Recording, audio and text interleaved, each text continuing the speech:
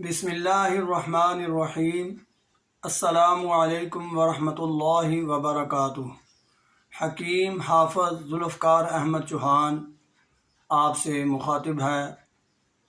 آج ہم آپ کے سامنے ایک بہت ہی خطرناک بیماری جسے کہ ٹی بی کہا جاتا ہے اس کے متعلق کچھ بات کریں گے۔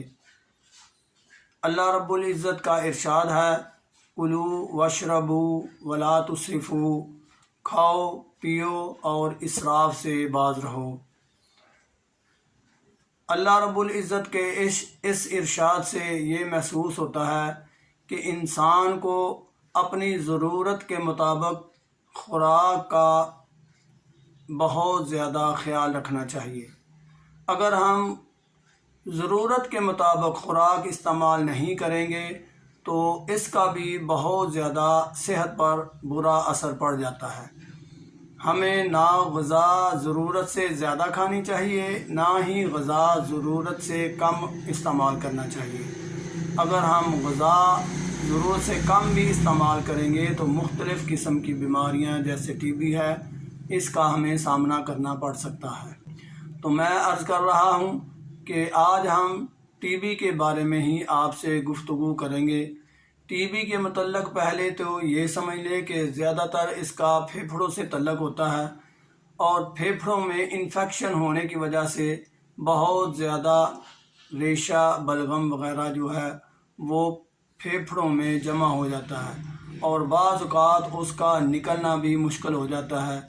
مسلسل کھانسی اور بخار رہنا یہ اس کی بڑی پکی علامت ہے۔ ایسی صورتحال میں جب ٹی بی کا جو شک ہے وہ پک میں تبدیل ہو جائے، یعنی یقین ہو جائے کہ ٹی بی ہی ہے، تو آپ اس کے لیے میں جو پہلے عرض کروں گا غذائی علاج، تو اور اس کے بعد میں اس کا دوائی علاج بھی آپ کے سامنے پیش کروں گا۔ غذا کے طور پر اس میں چونکہ یہ غذا کی کمی کی وجہ سے بیماری لاحق ہوتی ہے، اس لیے اس میں زیادہ تر دیسی گھی کا استعمال زیادہ کر لینا چاہیے۔ دودھ میں اگر ہم اس کے متعلق آپ کو بتائیں کہ گائے کا دودھ بہترین ہے، کیونکہ گائے کے دودھ میں سلفر ہوتا ہے، اور سلفر جو ہے وہ کہیں بھی زخم ہو اس کو ٹھیک کرنے کے لیے بہترین چیز ہے، اینٹی سیپٹک بھی ہے، اینٹی بایوٹک بھی ہے۔ اس کے علاوہ گوشت اور سبزی، گوشت بہترین گوشت ٹی بی کے مریض کے لیے بکری کا گوشت ہے۔ میں جو کہہ رہا ہوں اس کو غور سے سن لیں، بہترین گوشت بکری کا گوشت ہے۔ میں نے چھترے کا یا بکرے کا نہیں کہا، بکری کا گوشت کہا ہے۔ ہاں اگر یہ اویلیبل نہ ہو تو پھر آپ چھوٹا کوئی بھی گوشت لے سکتے ہیں، اور اس کو شوربے والا پکائیں۔ اس شوربے کے ساتھ ہی مریض جو ہے وہ اپنی بھوک مٹانے کے لیے روٹی کھا سکتا ہے۔ ہاں اگر اس گوشت کے ساتھ سبزی ملانا چاہے تو وہ کدو، ٹینڈے، شلجم، گاجر، کالی توری، یہ سبزیاں ہیں جو اس میں استعمال کی جا سکتی ہیں، پکا کر کھائی جا سکتی ہیں۔ اور اس کے علاوہ ہم مغزیات بھی استعمال کر سکتے ہیں، جیسے بادام ہے، بادام آپ اس صورتحال میں استعمال کر سکتے ہیں۔ غذائیں میں نے آپ کے سامنے ذکر کر دی۔ ہاں اس میں مسالے جو ڈالنے ہیں، جو اس ہانڈی میں مسالے ڈالنے ہیں، وہ کالی مرچ، نمک، ادرک، ہلدی، لہسن، زیرہ سفید، یہ بہترین مسالے ہیں اس میں ایڈ کرنے کے لیے۔ سرخ مرچ، پیاز اور ٹماٹر کا استعمال قطعاً ممنوع ہے اس بیماری میں۔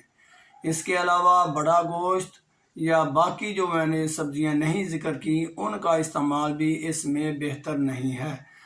گوشت تو صرف چھوٹا استعمال کرنا ہے، یا پھر بکری کا گوشت سب سے بہتر ہے۔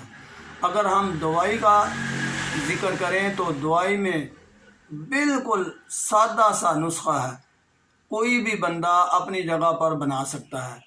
وہ یہ ہے کہ یہ کافی جگہ پر یہ پودا ہم نے سڑکوں پر اور کئی جگہوں پر اگا ہوا دیکھا ہے۔ اک کا دودھ لینا ہے 1 تولہ، اور 14 تولے اس میں خالص ہلدی ملانی ہے۔ اس کو آپ نے کم از کم کھرل میں ڈال کر 1 گھنٹہ کھرل کرنا ہے۔ اس کو 1 گھنٹہ پیسنے میں لگانا ہے۔ جب یہ 1 گھنٹہ پیسنے کے بعد تیار ہو جائے تو آپ نے چنے کے برابر گولی بنا لینی ہے۔ چنے کے برابر گولی بنا لیں گے۔ اب آپ وہی مریض کو صبح دوپہر شام ایک خوراک دیں۔ وہ گولی صبح دوپہر شام مریض کو ایک گولی دیں، اور میرے اللہ کا فضل دیکھیں، انشاءاللہ چند ہی روز میں آپ یہ محسوس کریں گے کہ یہ ٹی بی کا مریض میرے اللہ کے فضل سے ٹھیک ہو رہا ہے۔ ہمارے استاد محترم روحانی استاد جناب صابر ملتانی صاحب نے یہ نسخہ چیلنج کے طور پر پوری دنیا میں پیش کیا ہے کہ اس نسخے سے میرے اللہ کے فضل سے یہ ٹی بی کا نام و نشان نہیں رہے گا۔ میں نے آپ کے سامنے دونوں چیزیں پیش کر دی، غذا بھی پیش کر دی اور دوا بھی پیش کر دی۔ اللہ رب العزت سے دعا ہے کہ وہ ہم سب کو ایسی مہلک بیماریوں سے بچا کے رکھے۔ وما علینا الا البلاغ۔ السلام علیکم ورحمۃ اللہ وبرکاتہ۔